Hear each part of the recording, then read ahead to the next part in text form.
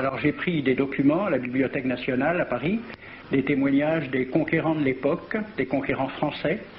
D'abord, des extraits du bréviaire que l'on avait remis aux officiers et soldats qui s'en allaient en Afrique. Cela s'appelait « Aperçu historique, statistique et topographique sur l'état d'Alger ». Voici quelques-uns de ces extraits. Ces contrées sont des terres vacantes, abandonnées aux mauvaises herbes par la paresse et l'indolence des morts. Les femmes du pays sont livrées par la paresse des Arabes, qui passent toute leur vie à fumer, à la turpitude de mœurs extrêmement relâchées. Elles n'ont pas de religion.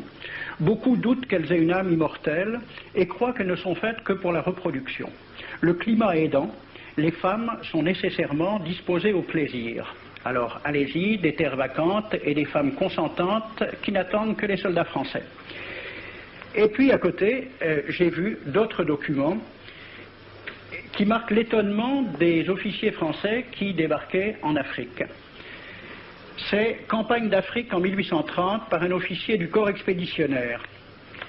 Cette terre, qu'on avait présentée comme sauvage et inhabitée, est couverte de jolies maisons de campagne entourées de jardins. Toutes sont bâties sur des hauteurs dont les mouvements onduleux contrastent tout à fait avec l'aridité des côtes de Provence. La végétation y est superbe, et partout des sources et des courants d'eau fécondent la terre. Les fruits y sont en abondance, un grand nombre d'aqueducs amènent les eaux jusqu'à la capitale. Et le maréchal Bugeaud lui-même. J'ai reconnu que l'Algérie produit beaucoup de grains, une immense quantité de bétail. L'immensité des terrains ensemencés atteste l'existence d'une population beaucoup plus nombreuse qu'on ne le pensait. Le commandant Claude-Antoine Roset, dans Voyage dans la Régence d'Alger en 1833. Presque tous les hommes savent lire et compter. En France, on compte à l'époque 40% d'analphabètes. Ainsi, les soldats qui débarquent sont en général moins instruits que les sauvages qu'ils viennent civiliser.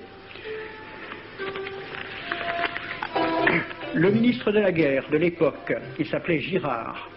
Il faut se résigner à refouler au loin, à exterminer même la population indigène. Le ravage, l'incendie, la ruine de l'agriculture sont peut-être les seuls moyens d'établir solidement notre domination.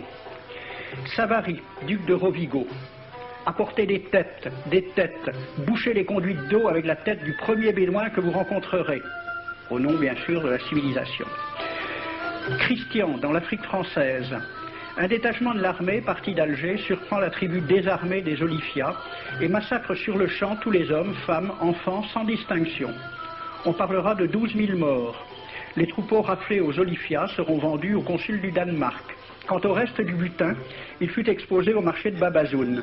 On y voyait des bracelets de femmes, encore attachés à des poignets coupés, et des boucles d'oreilles pendant à des lambeaux de chair, au nom de la civilisation. Le colonel François de Montagnac. Selon moi, toutes les populations qui n'acceptent pas nos conditions doivent être rasées. Tout doit être pris, saccagé, sans distinction d'âge et de sexe. L'herbe ne doit plus pousser là où l'armée française a mis le pied. Saint-Arnaud, il était commandant et c'était aussi un mari très attentionné. Il écrit à sa femme « Chère Louise, je suis bivouaqué par une chaleur de 40 degrés au milieu de 20 villages superbes qui ne se sont jamais bien soumis. Je leur ai donné jusqu'à ce soir pour payer les impôts et les amendes que je leur inflige.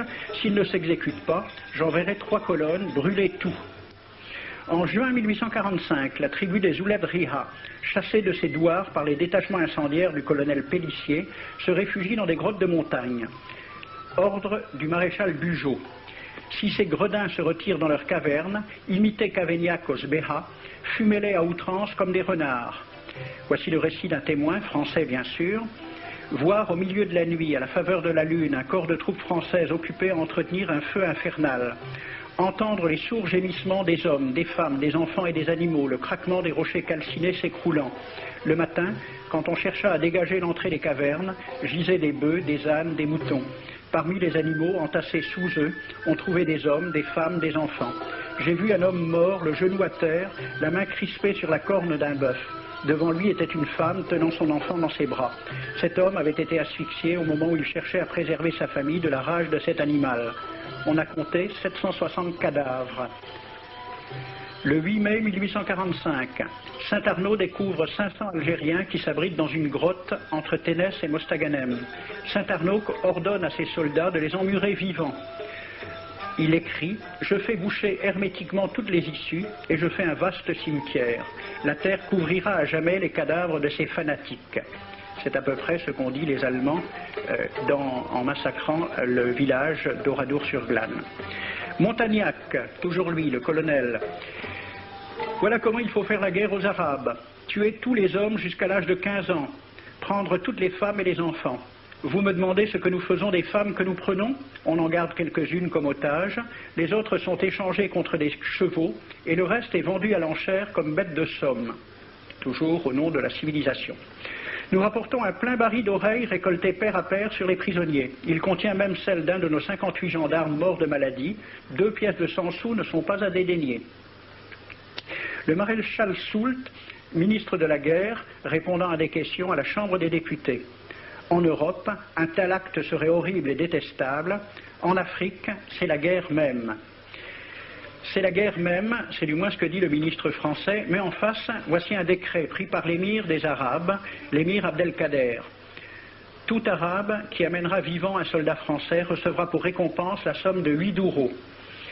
Tout Arabe qui aura un Français en sa possession sera tenu de le bien traiter et de le conduire le plus promptement possible, soit devant le califat, soit devant l'émir lui-même. Dans le cas où le prisonnier aurait à se plaindre de mauvais traitements, l'Arabe n'aura droit à aucune récompense. À la lecture de ce décret, question d'un soldat algérien, quelle récompense pour un prisonnier vivant? L'émir répond 8 douros. Et pour une tête coupée, l'émir répond 25 coups de bâton sur la plante des pieds. De quel côté était la civilisation? J'ai donc fait ce film avec les citations et des dessins et gravures qui étaient à la Bibliothèque nationale à Paris, et j'ai proposé le film à la Ligue de l'enseignement pour qu'il soit projeté dans les lycées et collèges de France et de Navarre. La Ligue de l'enseignement l'a refusé avec cette appréciation. Quoique très correctement réalisé et basé sur des documents indiscutables, ce film va à l'encontre de toutes les idées qui servent de base à l'enseignement de la pénétration française en Afrique du Nord, ce qui rend sa diffusion impossible. C'était reconnaître que l'enseignement n'avait pas pour but l'éducation, c'est-à-dire l'ouverture vers la réalité, mais l'endoctrinement au service d'une idée politique.